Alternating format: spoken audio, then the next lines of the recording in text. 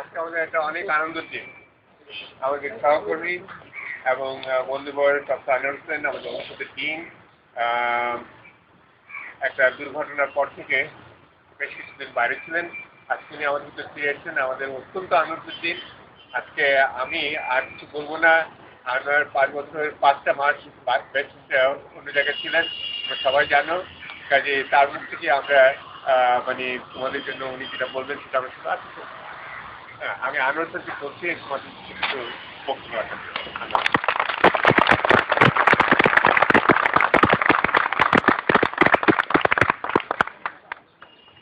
রসায়ন বিভাগের মাননীয় চেয়ারম্যান মহোদয়, আমাদের বিভাগের সর্বজ্যেষ্ঠ শিক্ষক, আমাদের প্রিয় অধ্যাপক স্যার, এবং এখানে সমবেত অন্যান্য আমাদের সহকর্মীবৃন্দ, এবং তোমরা আমার অত্যন্ত প্রিয় ছাত্রছাত্রী।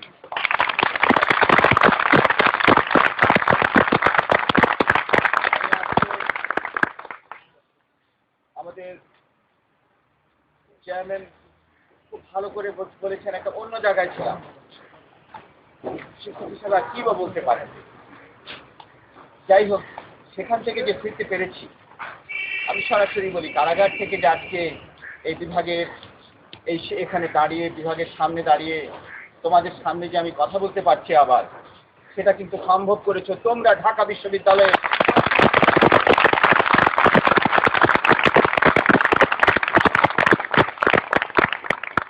এবং সেটা সম্ভব করেছো মহান একটা আন্দোলনের মধ্যে। মহান আন্দোলন বলছি এ কারণে, যেটা শুধু ঢাকা বিশ্ববিদ্যালয় নয়, সারা বাংলাদেশের জন্য আজকে একটা অনুকরণীয় আন্দোলন তোমরা দেখিয়েছো। যে আন্দোলন করেছো, কঠোর আন্দোলন করেছো, কিন্তু এই আন্দোলন ছিল সম্পূর্ণভাবে শান্তিপূর্ণ আন্দোলন। সেটাই আমরা চাই, আমরা কিন্তু সবসময় সেটাই চাই। আমরা শিক্ষকেরা বিপন্ন ছাত্রছাত্রীদের পাশে দাঁড়িয়েছি সবসময়, এবং চেয়েছি সবসময় যেন এখানে একটা শান্তিপূর্ণ অবস্থা থাকে, একাডেমিক অবস্থা থাকে, এবং সেজন্যই আমরা কাজ করি। কিন্তু এটা পরিতাপের সাথে আমি আজকে কথাও বলছি যে বিপন্ন ছাত্রদের পাশে দাঁড়িয়েছিলাম বলে আমাকে যেতে হয়েছিল সেই কারাগারে।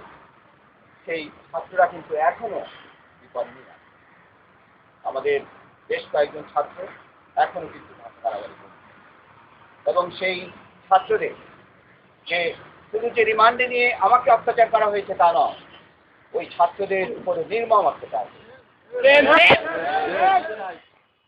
এবং সেই ছাত্ররা আজকে ওখানে আছে। এবং আমি তো মনে করি যে আমরা শিক্ষকরা বেরিয়ে এলাম, বিপন্ন ছাত্ররা সেখানে রয়ে গেল, সেটা কি তোমরা মেনে নিতে পারো?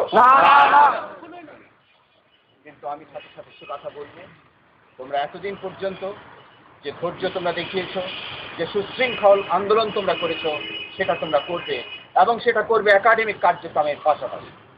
কোনো একাডেমিক কার্যক্রম যেন ব্যাহত না হয়, এবং সেটা পাশাপাশি তোমরা সেই প্রচন্ড আন্দোলন করবে যেন তোমাদের সেই সহকর্মীরা যত শীঘ্র সম্ভব তোমাদের মধ্যে ফিরে আসে।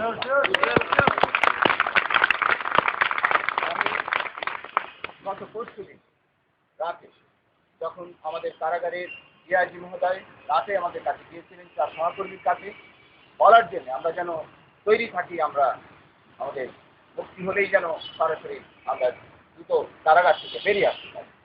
আমি সেই গত পরশুদিনই তাকে জানিয়ে দিই যে আপনি সর্বোচ্চ পর্যায়ে কিন্তু আপনি জানিয়ে দিন যে ওই বন্দী ছাত্রদের রেখে আমি এই কারাগার থেকে বাইরে যাব। রেলকোডের নিয়ম অনুযায়ী ও যদি মুক্ত হয়, সেখানে তারা কারাগারে তাদেরকে রাখতে পারে। তারা ঠিক পর্যন্ত বিনয়ের সাথে আমাকে বলেছেন তারা তাহলে আমাকে জোর করে বাইরে রেখে আসবে, কিন্তু এই কথা তারা দিয়েছে, এবং আমাদের শিক্ষক মন্ডলী দিয়েছেন যে সেই বন্দী ছাত্ররা অবিলম্বে, সম্ভব হলে আজকে কিংবা অবিলম্বে তারা মুক্ত হবে, সেই হিসেবে কিন্তু আজকে তোমাদের। তো আমার আর বলার কিছু নাই। আমাদের এই প্রাণ রসায়ন বিভাগ একটু আগে আমেরিকা থেকে যে পার্ডু বিশ্ববিদ্যালয়ে, আমি একটু আগে যিনি করেছিলেন তিনি হচ্ছেন আমাদের কামাল স্যারের আমাদের পরে নাজির আহমেদ আমেরিকা থেকে ফোন করেছে, সেখান থেকে কিন্তু তারা স্মরণ করেছে এই ডিপার্টমেন্টে শিক্ষক হিসেবে। এবং আমেরিকা থেকে তোমরা শুনে খুশি হবে যে আমি যে বিশ্ববিদ্যালয়ে কাজ করেছি, যে বিজ্ঞানীর সঙ্গে পর্ডু বিশ্ববিদ্যালয়ে doctor Thomas K Hardy is a distinguished professor of plant physiology. তিনি সেখান থেকে আমাদের প্রধান উপদেষ্টা এবং প্রেসিডেন্টের কাছে চিঠি পাঠিয়েছিলেন যেন আমি এবং আমাদের যে শিক্ষকেরা ছাত্ররা তাদের জন্য ভর্তি দেওয়া হয়।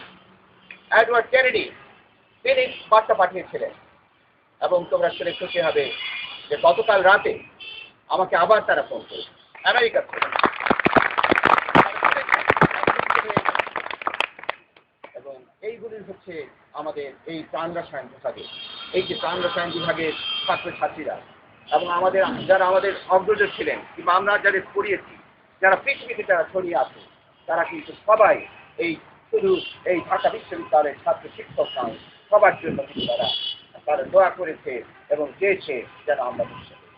এবং সবার দোয়াকে ছাত্র শিক্ষক এবং আমাদের দেশের মানুষ, আমি মাঝে মধ্যে আমার আসতে হয়েছে এই তোমার বঙ্গবন্ধু হাসপাতাল, এবং সে সময় মানুষের আমার সাথে হয়তো তারা কথাও বলতে পারেনি সাহস করে, কিন্তু তাদের চাহনি আমি দেখেছি, তাদের চোখে পানি দেখেছি। এবং একজন শিক্ষক আমার যখন ওই স্পন্ডেলাইটিস হয়েছিল, একজন শিক্ষক তিনিও এসেছিলেন, তার চোখ দিয়ে অবিরাম পানি পড়ছিল, একজন প্রাইমারি স্কুলের শিক্ষক। সুতরাং সারা দেশবাসী ভালোবাসা।